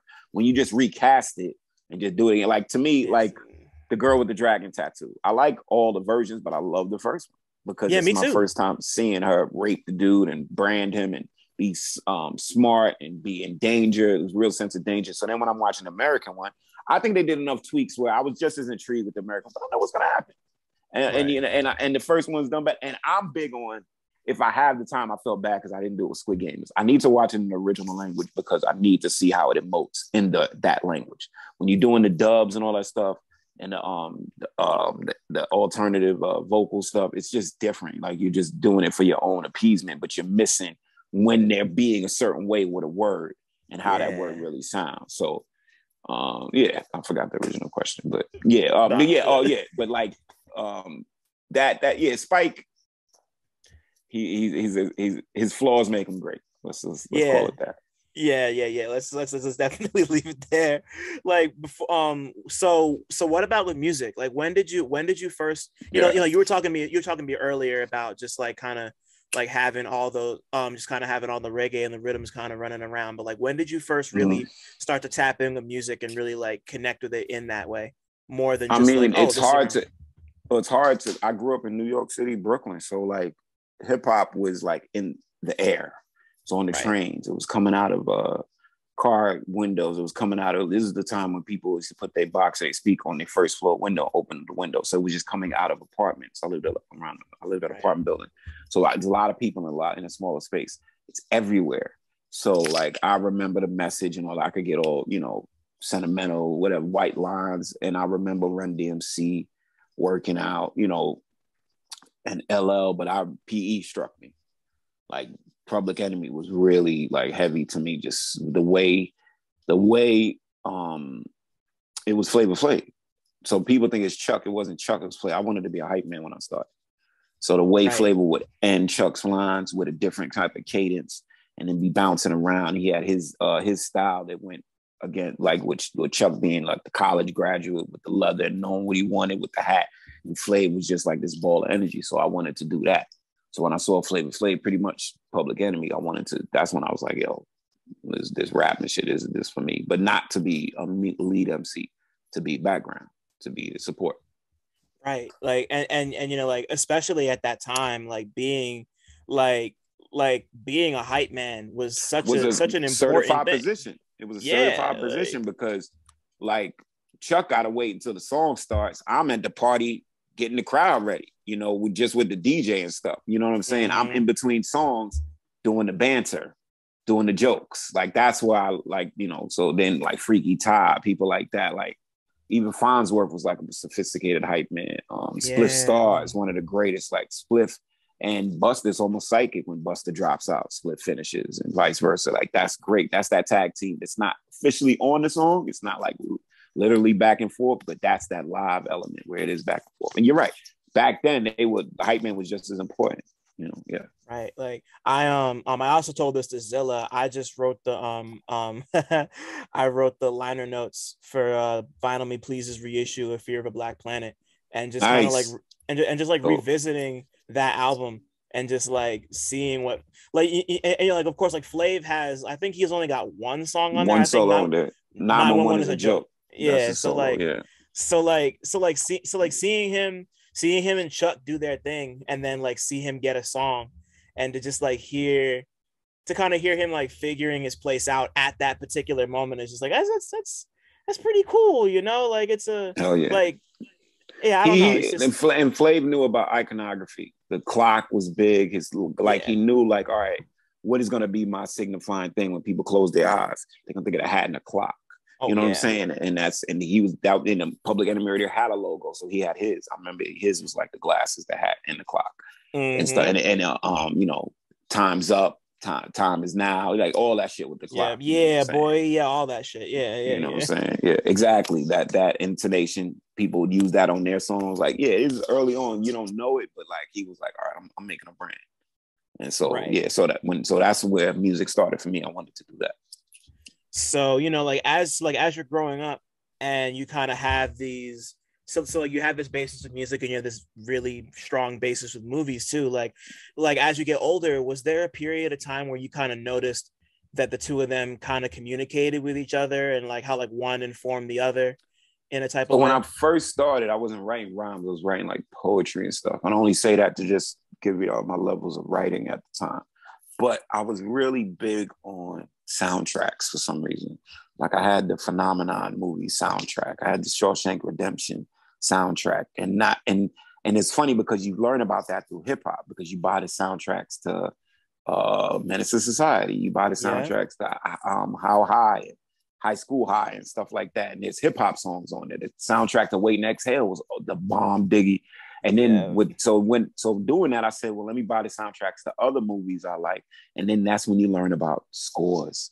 And I was like, what's going on here? So I would watch the movie and I'd listen to these CDs of these soundtracks and it would make me remember what was happening in the scene when the music crescendoed, or when it plateaued, or when it went silent, or stuff like Seven with sound effects behind it and stuff. And so I was like, there was a very interesting marriage between music, sound, and vision. And that's when it clicked to me. Because I remember, like, when I started doing my rap groups in my college years, I would pull out those soundtracks for my friends to sample from. I'd be like, yo, here's a phenomenon. Check this track 18, 1 minute to 2 minutes. Check this little part out. I wasn't a producer, but I always was I was always trying to contribute to the sound any way I could. And so, like, yeah, that was the marriage for me when I realized soundtrack, scores, and movies, all that big marriage. And then that made me understand Spike more with the selections he would pick, the stuff that he picked for the Malcolm movie, the stuff that he would pick when Do the Right Thing did that, or Do the Right Thing did this. The way that he brought in Branford and Marsalis for More Better Blues to soundtrack that out. You know, the stuff he picked for Black Klansman, like, it's very deliberate about songs and their sound cues. And then, I mean, later on in my life, I got into theater real heavy. So I started really learning about sound cues, lighting, and stage effects, and, you know, storytelling and shit. But yeah, early on it was that. Wow. Like, yeah, I mean, like, that's, like, that'll really do it every time. Cause, like, I think so much now, like, I remember when I first learned, like, when you're making a film, there's like two different kinds of sounds that happen. It's like there's like diegetic sound, which is like a sound where you can see where the sound is coming from on screen. And then there's non-diegetic sound, which is like a sound that happens like off camera. Right. And just like how that stuff can like create awareness. And like that factors into both like a song made for a soundtrack and a score, you know. Yes. Like, yeah. and like that dynamic is so important to rap music in particular. I think, I don't know, like, it just feels like it belongs there more than it does anywhere else. Like, I don't know, it's just weird. Big time. Like, I remember certain scenes on what's the joint with Jet Li and DMX? Cradle to the Grave. Yeah, man. Rest in peace, like, DMX too. Like, yeah, rest in peace. And so the way they would slice in certain songs with the action in it works. You know what I'm saying? Even though it could be seen as something stale, like, oh, it's DMX, so it was a rap song. But nah, like the way that stuff works. And I remember the dichotomy of films where it's like, Set It Off, there's certain stuff that the score is doing with the movie, as well as all of the banging songs that were on that soundtrack. You know what I'm saying? So I remember realizing the difference between the soundtrack and the score, and how, you know, all that married, like I was saying before. Right. And, you know, like, I think that, like, that all just fills into the whole general experience. Cause you know, like, Cradle to the Grave had a really interesting relationship between the film and the music, and something like Nutty Professor to the Clumps had a great soundtrack that I love. Great soundtrack. A good, like, that was it was like Janet Jackson had That's the Way Love Goes on there. Yep.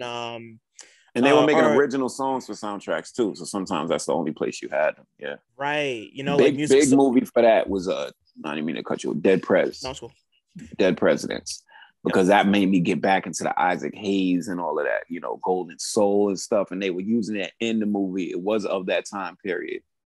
Oh, that was crazy to me. Man. The part 1 and part 2, Dead Presidents soundtrack was dope, because they used a lot of that stuff straight in the movie when they rushed into Smokey's crib and he had OD. Yeah, and they were playing Al Green on the TV, and that crescendo with all the guns. That was crazy. His eyes was whited over. Man, and I remember that song differently. Look, that happened to me with me and Zilla talk about this. I know certain music from watching NBA highlight tapes and what they would use behind certain players. So Take My Breath Away, they use that on a Jordan highlight thing. That's how I know about that song. Like The Right Stuff, they would use that stuff, not just basketball specific. There was a certain song they used for Charles Barkley, and I don't know, it was like Stacey Lattisaw or something. I would never know this song because that just wasn't my preference, except because I was watching these fucking highlights. Right. So yeah, that'll pull you into other avenues and other places. Totally. Before we move on, you know what's crazy? I'm about to show my age right now. You know, the first place I ever heard Pete Rock and CL Smooth's Troy. Where? The NBA Street 2 menu NBA music. Street 2. Look, the second one. that was the first time I ever heard Troy. And I was like, what the fuck is this? Like, I was like, what is this? Like, that shit blew. Everywhere. Yeah, no, I've seen the video dozens of times, like now, but like, yeah, no, it was big on the radio, and then the video was like playing constantly, so it was a big song for them. But it was like their second album at that point, right? And that's just like such a foundational, like to me that's a perfect song. I love it. It is one of those categorically perfect songs. The Pete Rock outro, the dedication, like the lyrics. I remember, like, everybody knew all of those lyrics that CL was saying. The delivery. The horns, yeah, it is. Just like, but like you just never, that's just to your point about the highlight reels. Like, it's just like you just never know where you never know what's gonna grab you and where it's gonna grab you, and then it just does, and then it just starts this whole. You just go down a rabbit hole, and it's it's over at that point. Yes, I love that shit. So like we've mentioned Zilla a bunch of times. I wanted to he told me a little bit about how the Wrecking Crew kind of came together, but I want to hear your side of how y'all met, because like I know like you and Zilla in particular had known each other for a while, but like I want to know like how you and the rest kind of came together, and like the Wrecking Crew, like kind of like an abridged Wrecking Crew story from your perspective. I mean, yeah, well, we don't have like a dazzling origin story, because like Wrecking Crew, basically we're friends, and we just happen to make music with each other. Right. So we've known each other in different capacities for a certain amount of years. And I think me, Zilla, and Smalls, we had separately come around till we had all the same management. We didn't plan that. And so that made us start spending a little bit more time with each other. And then naturally some collabs happened. Like, we weren't all over each other's records, but a Zilla verse here, a Smalls beat there, that type of thing. Wrecking Crew was just a better idea after all of us had been in different crews, clans, cliques, collectives, and stuff, and had not horrible, but like varying degrees of success and all of that. So that's where it made Wrecking Crew. The friendship should come first. So once our friendships were solidified and we were spending more time with each other, performing with each other, featuring on each other's projects, Wrecking Crew was like an organic thing. So it just kind of like, it wasn't like one day we sat there with a whole bunch of contracts, said we're going to do Wrecking Crew. It just started turning into that. The company we kept, the company we keep, and the company we kept. So it was like who we were around and who stayed around, and who so who persevered. All of the different things you go through as an artist, and so many people fall to the wayside, so many people come up. And so Wrecking Crew had a certain form, and then Prem was around. Like I said, he was being consistent, and then he joined, and then that's when we just solidified. And Alaska's like our Capadonna. So it's like an organic thing that just kind of grew off of, like I said, I think Wrecking Crew definitely means the company we keep and the company we've kept, meaning who's stuck around and who stays around. Right. And then, and like y'all have formed this like network that like, like it kind of extends out to the Backwoods family, and like but like y'all also have this like little self-contained like collective and just like group that's kind of following like you guys specifically, which I've always loved. And of course you and Prem also do work together as Shrapnel. And like I was always curious about I think I might have asked Prem about this too, and he gave me an answer about you, but like what was it about Prem that made you want to form a like just like, oh, like we're doing this together, like you and me? Well, just I've said this, Prem is one of the greatest writers I've ever encountered or ever worked with in my whole career. And so therein lies the challenge in terms of us working together, because we're going to hold each other up to a great higher standard. And again, like me and Prem coming together was like the best idea we never had.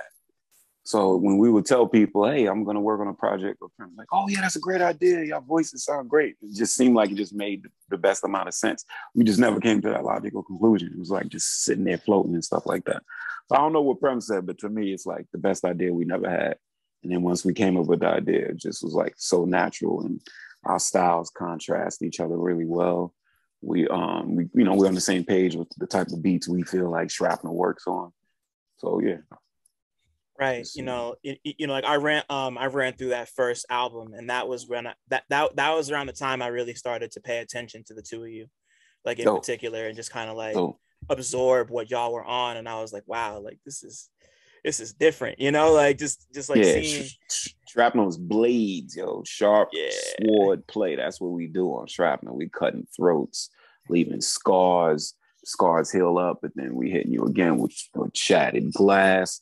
Then that heals up, and then you got hit with a shape bomb. So you clean yourself out the rubble. It don't stop. Yeah. Right. Like y'all, like there aren't. I mean, like duos are supposed to complement each other in a way. Like I feel like that's what makes a great duo. And just like the two of you, like your styles are so different, and but like they just serve a whole. Like it's not like y'all are fighting with each other. Like y'all are just kind of y'all are taking different directions to get to the same place. And that's not easy to do, like, and I think that y'all do that together so well. And just like it's more like twin blades. We're very complementary as opposed to being like confrontational in terms of our styles. And so we just keep honing that. Got the next Shrapnel record that's in the oven. Ready. We're done with that. Yeah, so that'll drop next year. That's fire. Before we move on to Little Robert Hutton, because I really want to dive into this as much as possible. I gotta ask you about this fucking Arm & Hammer verse on Wishing Bad. Like the fucking like wow. It's just really one of those it's really one of those like barn burner guest verses. It's one that I haven't stopped thinking about since I first heard it. Just like no doubt.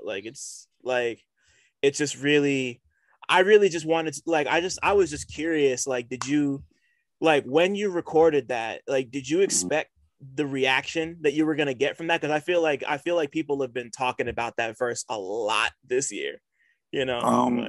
I mean, you don't know. I mean, well, all right. So when you go into, when you're doing something on an Arm & Hammer project, you have to come with your weapons armed. You know what I'm saying? Like primed and ready. Like, I don't want to miss your shot. And they go through a really pretty auspicious and kind of tight editing process. So they'll do a gang of songs, but they'll cut songs, really good songs. So when you go in there, you're kind of like, all right, I don't want my song to get cut, so I want to make a good impression. So I got to come correct on my piece. And coincidentally, the song was like on a bubble for a while. So I couldn't really know if I felt like people would have a good reaction to the verse because I didn't know if the verse would come out.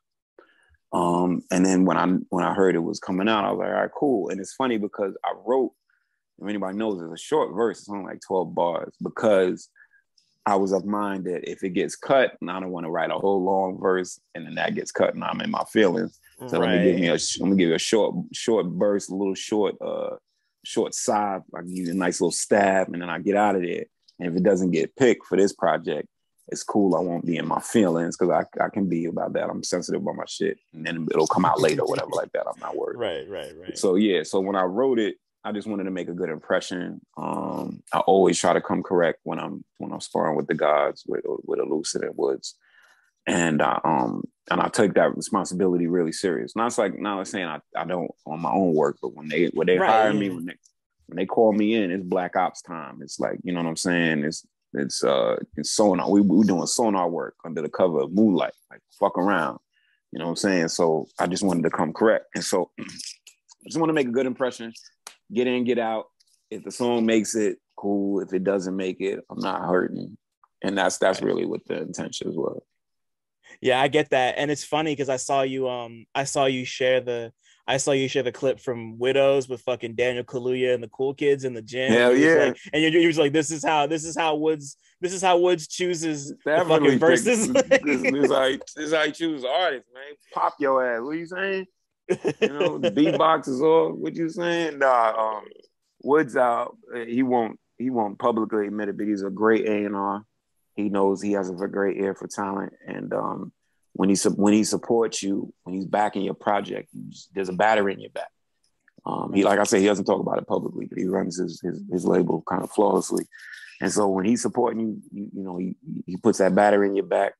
He's very helpful. He's right there on the ready. So you want to just be like, all right, I got my howitzer, I got my rocket launcher ready, aimed, and you know, just point me at the target, Captain. You know what I'm saying? And so yeah. Like, yeah, I just, you know, just to see the backwoods community, you know, like all of y'all really just like thriving the way you have over the course of the last like 2 years. And like especially in the wake of like Haram and just all the press that's gotten, like it's just like you know, like this has always been here, you know. So like people who've been around for a little minute like me can just kind of like see, you feel like, validated. Like, you're like, yeah, yo, where y'all at? I've been around. I love that feeling. I've been here. Y'all just got here. You know what I'm saying? And it's not even just that. It's just that like y'all deserve it. You know, like it's like, you know, of course it's validating, but at the end of the day, like y'all make incredible art. Like all of you make incredible art. And it's just great to see people who make good art get noticed for it. You know, like that's why this exists, you know. Like I want to really put on however I can. So like just yes sir. sir. So now, you know, now we're here, let's talk about Little Robert Hutton, which like I don't even know where to start. I guess like, you know, like you got the questions, homie. I'll answer them. So you know, like so like I was looking over the thing you wrote about it on your Bandcamp page, and you called it an Afrofuturist vision in 3D IMAX, which I think is a lot of fun. And I just love, you know, like Afrofuturism is something that I've always been into. So like what like just because I'm curious, like what's your relationship to like Afrofuturist like literature, music, and film? Like did you have like yeah. I'm a novice. I'll admit I'm a novice to it because I love it and it's a new science. But at the same time, I understand it in the sense that, like, to me, Afrofuturism is you know, is Black present. Like we are the future. So a lot of the things that we handle, we're already a couple of leagues past everybody. So to me, I think that's just honoring that and acknowledging that and realizing it and, you know, exposing it to each other. So that's my basic relationship with Afrofuturism. It's just the awareness that we are the future and everything we do is cutting edge. As far as literature and practitioners, I'm still learning. I'm still here to learn. Right. I'm still, you know, still taking anything I've got. But like, you know what I'm saying? Like More Mother as Peoples, you know what I'm saying? Like I read this one book, Bitter Root. I think that has a little Afrofuturism ideals in it in a steampunk type of way. You know, some of the music that's out there, stuff that like maybe like Dream Crusher does, stuff that like stuff that Fatboy Sharif does. There's Afrofuturism in that. You know, so I just think it's just like it's being present in the Black experience, being a couple of leagues ahead of where everybody at. Andre 3000 wasn't playing with his name. Just made sense. No, not at all. And like, you know, like I assume, no, I assume nothing. Like so like you take this idea of Afrofuturism and you bring a figure like, you know, you bring a figure like Bobby Hutton into it. And like, and you know, that's what caught me about this at first. I was like, damn, like it's just like this. Because, you know, for everybody not listening, of course, like Bobby Hutton was one of the original members of the Black Panthers. He was shot.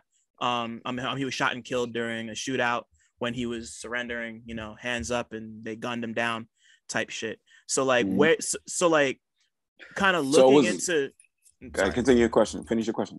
Yeah. So I was gonna be like, so like this story with Bobby Hutton, like what inspired you to be like, I want to make an album, if not about him, like named after him? Like where'd that idea come from for this project? All right, well, you know, twofold. Titles are very important to me. So sometimes I won't even get cracking on a project unless I have a title. So it gives me a destination. Right. And so I was flirting around with titles. I do name some of my projects after people or events. So like I've had a project in the past called Tosh. My first official solo CD was called Fidel. So I'll do that to set a certain mood. So you can kind of figure out what you're getting into.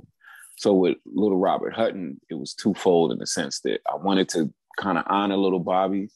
I always did. I always was a big admirer of the Black Panther Party as a whole, and him specifically being like the one to take, the original martyr, unfortunately. And so I felt like, all right, so let me take his name. He's a nickname. We use his nickname. Let's give him some more dignity and honor. Let's stretch it out. So instead of Lil, it's going to be Little.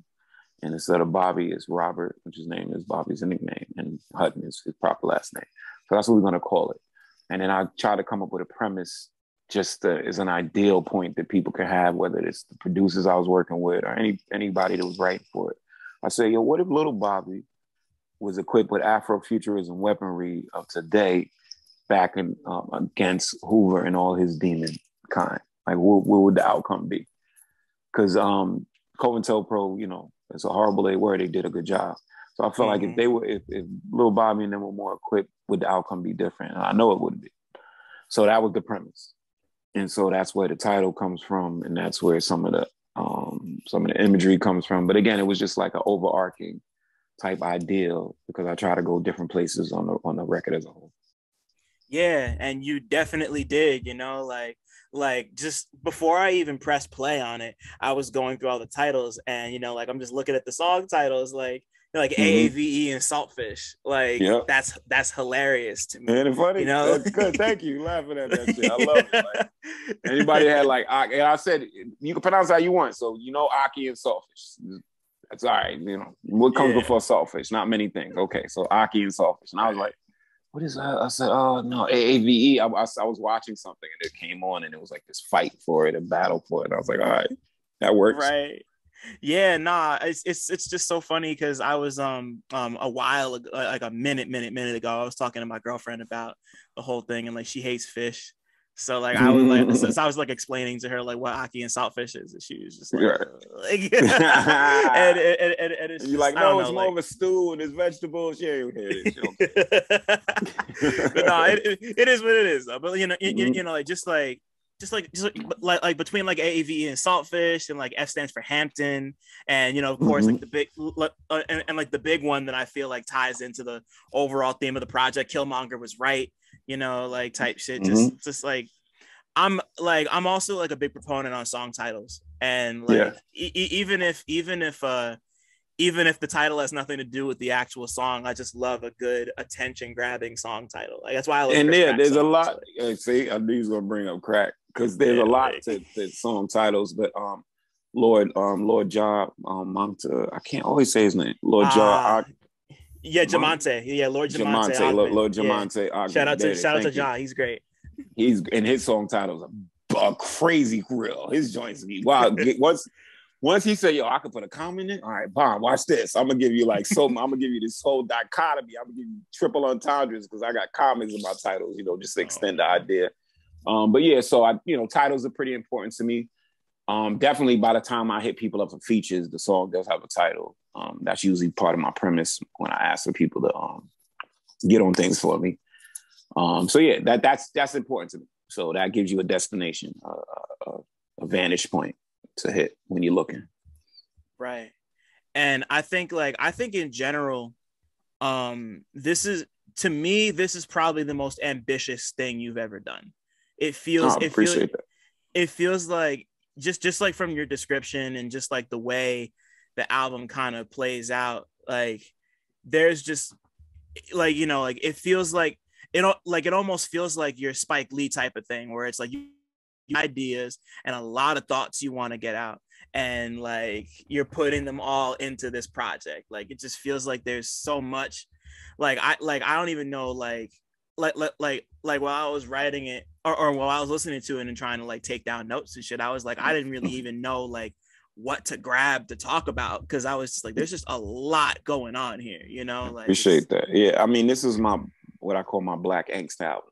If you want to know about what I feel about our condition and what I feel about Black excellence is right here. And it also was my least, like I made this record in terms of like, I didn't ask for anybody's help arranging it. I didn't ask for anybody's help with editing the song title, structures, anything like that. These were all the final decisions were mine. The features, all of that. And sometimes I enlist other people's help. A lot of times we'll do a project and I'll get my wrecking crew brethren. I'm like, yo, can you arrange this for me? I have no idea. Like, you working on a project so much, sometimes you lose sight of the forest with the trees. So giving it to your man and letting them objectively look at it is very helpful. But this one, I didn't want that. I wanted to make all of the final decisions. I was in on all of the mixes. I sent the mastering on to the wonderful Willie Green. I had my man I Live mixed it. Shout out I Live. And then I mastered it with Green. Shout out to Green and the Greenhouse. But I wanted to make all of the final decisions. So that's where all of the ideas come in. That's where the wordplay comes in. I was worried because it's not a Shrapnel record, and Shrapnel at that point had been my most popular project. So it's not a lot of that sword play. I'm a blunt instrument on Little Robert Hutton, you know what I'm saying? As opposed to being like a blade. Right. And I like that style, you know, like I think you know, like you work by yourself. Like, you don't need me to tell you that, but like you work by yourself, you know, like it's not Indeed. like and you know, like was this your first time kind of like making all these decisions by yourself? Yeah, I mean, like I said in the past, I'll enlist my brothers, or you know what I'm saying, I'll have other people in on the executive producing and things of that nature. And that turns into a bevy of different things. But this record definitely was my vision from top to bottom. I can't, you know, for me coming up with the ideas, just the title to executing it all the way to the last track. This was solely my vision, and I wanted it to be that way. I just tried to make a point to myself about this record, and it was a big record for me because it was, like I said, the Black condition is very important to me. I live it and I experience it, and I want to be able to express it. And so being able to have a record like this and use that as that portal was really important to me. So I put a lot of pressure on myself. Again, I didn't know how people were going to take it. I was a little worried. You could ask Zilla that. I was bothering him for months about, I don't know if they're going to like it. It's not Shrapnel. I was in my head and shit. And so, but you know, that, like any good music, you got to let it out into the world and they'll let you know. And so I hope I did good. You did, you know, at least by me, you did good. Like, I really Appreciate enjoy that. this project a lot. And I'm just like knowing the stakes that were kind of behind it for you personally is like, that makes me, that makes me think about it and appreciate it even more, because like, it's hard putting art out into the world, regardless of like how like crazy it winds up being. But like, you know, like, I guess one of the last two questions I have for you before we wrap this up is like, you know, this is, like you already said, this is like a really important and like heavy process for you. Like, did you walk away from this learning anything new about yourself? Like, is there anything that you were like surprised that you could do, or like you could say, or you were capable of? Like, I mean, the one thing is I can have a little more faith in myself, but I think that just comes with being an artist. Like, you're going to have your ups and downs and doubts. And so this project really, you know, I know what I'm doing. Like, that's definitely one thing I learned about this project is I know what I'm doing and I can trust my instincts and I won't be let down. Like, I've had a long history rapping and stuff. And sometimes you trust your instincts and you don't have the results that you want. It makes you distrust your instincts when you should not. You should double down. Like, your instincts are good. Just go with that. You're okay. I also, you know what I'm saying, like, there was some, you know, some experimentation, I think, like the switchness. There was a whole science that went into making that record about gentrification and shit. But like, I with this album, I learned that there's certain songs that, and not to, I have to use third person to express this, that there's certain songs that Curly Castro makes and only Curly Castro makes. And that's okay. And I can rely on those songs because, you know, those are my instincts, like I said earlier. And I don't have to be afraid of that. I don't have to be like, I don't know if people are going to get it or whatever. I can just put it on my project and let it rip and stuff. So things like Cujo Taught Me, they work, you know, even though that's like, I don't know if anybody going to get it, but, you know, that's just what I want to do right there. Songs like Owens works, people get it. So, yeah, just have faith in your instincts. Go with your, you know, like you're saying, go with your artistic bent. If you have a style, stick with your damn style. Learn to love your style. I think this album taught me that, you know, learn to love my style again and again. And that just makes me want to be sharp and want to be better. Yeah. And like having, like having that trust in yourself is like trusting yourself is a process, like some people just kind of trust themselves off rip, and there's never a second guess, and it's just like, oh, like this is what I need to do, or this is what I want to do. But like, that's a personality thing. Some people like, right. He's like, oh man, I don't know, I need to edit, you know what I'm saying? With some people like, that's it, bang, it's done. Right. Everybody process is different, no doubt. Like very last question for you, like how do you like now that it's been out for it's been like a couple months at this point. About a month and a half, give or take. Oh yeah, okay. Yeah. Okay, sorry. Time is a flat circle. You know it is, yo. But like, it's been out, it's been out for some days, some like a month and a half at this point. So like, like how do you like kind of surveying the fucking response? Like, how do you feel? How do you feel about it, and how do you feel about yourself now that this like really like personal project of yours is like out in the world? Like, do you like, are you happy with the reaction? Like, are you happy? Like are you? Well, first I want, first I want to say like I'm grateful that anybody was rocking with me and dug the blades. I appreciate every single iota of support, every molecule of appreciation. You put your vision out there and you hope people see it. So I'm with that. Damn, I just had what I was gonna say. And then I'm just grateful that people are rocking with the kid. You know what I'm saying? I've been at it for a while, and it's good to see that your idea is still working. Damn, I just had the fucking answer. What was I gonna say? Tell me. Ask the question one more time. Oh shit. So just like, how do you like? Do you feel that like since the album's been out, how do you like how do you feel about the reception, and how do you feel about yourself? Got it. Yeah. Okay. One is a great sense of relief. I just wanted to get the thanks out there first. So like a big sense of relief. Big sense of relief. It was a big it was an auspicious project for me.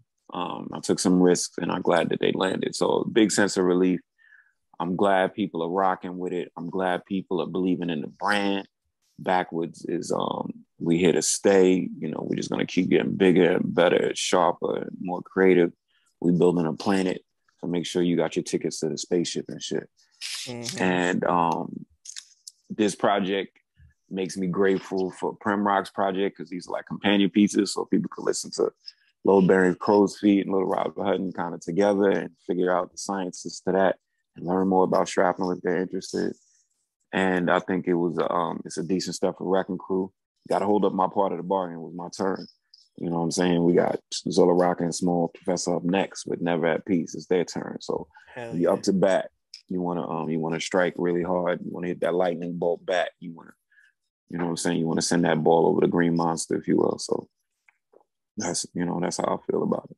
Right. And I think this is an incredible time for like all of y'all, but like you specifically, considering how long you've been around. And like I love the fact that you're so far into your career already, and you're still like taking risks and taking chances, and it really just feels like you're just getting started. Like you can't put out a project like Little Robert Hutton and just like that doesn't just come from nothing, like you could tell there was like a lot of thought and care and like craft put behind it.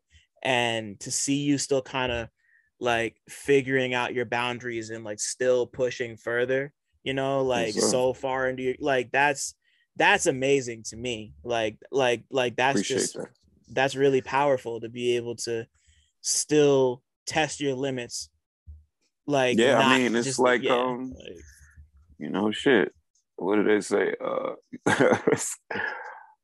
What's the Tupac step up, step up? You know what I'm saying? Like, and that to me goes into like building a pyramid, like Imhotep said, one step up, one step up. So that's what I think about.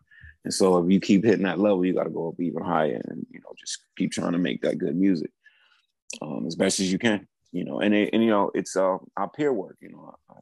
I'm part of Wrecking Crew.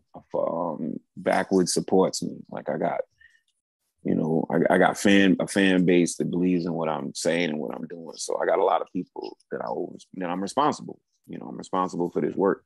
I got to put out the best foot forward. You know what I'm saying? That's just what I try to do. And you've been doing that, like, and you know, like, I don't got any more questions, but just like, Castro, this was great, son. Like, wow, no you know, doubt, like, man. I'm glad, man.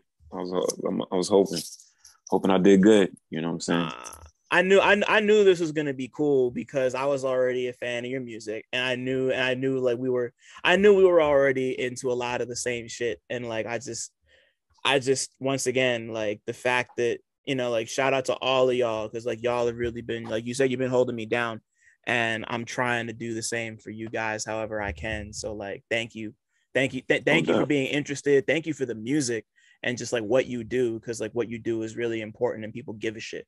So like, just appreciate that, brother. You know? Yeah, man. Like, so my final shout out is Wrecking Crew is the illest. Backwoods Army is here to stay. We have occupied many a territory, and we're coming over to, you know, so just be careful. And, you know, call our culture, you know what I'm saying? Keep tuning in. We appreciate all the support.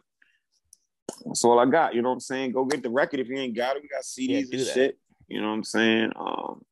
CDs should be shipping sometime next month, you know, with the glut. Just bear with us and stuff like that. Right. Prem Rock got a CD version of his record coming out. There's more in store backwards. I wish I could tell y'all. Shit's crazy. Crazy behind the scenes. But y'all will know soon enough. And I think everybody will appreciate what we got cooking in the furnace. Just don't say anything bad about Dune between now and then, people, and everybody will be just don't do that. No doubt. No doubt. Watch your mouth. Watch your mouth. The tradies is excuse me, not the tradies. More deep. More deep.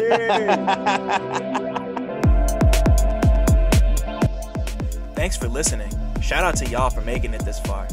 And shout out to all the Black people listening too, because y'all really impeccable. Don't forget to like, subscribe, and tell a friend to come through next time. 1.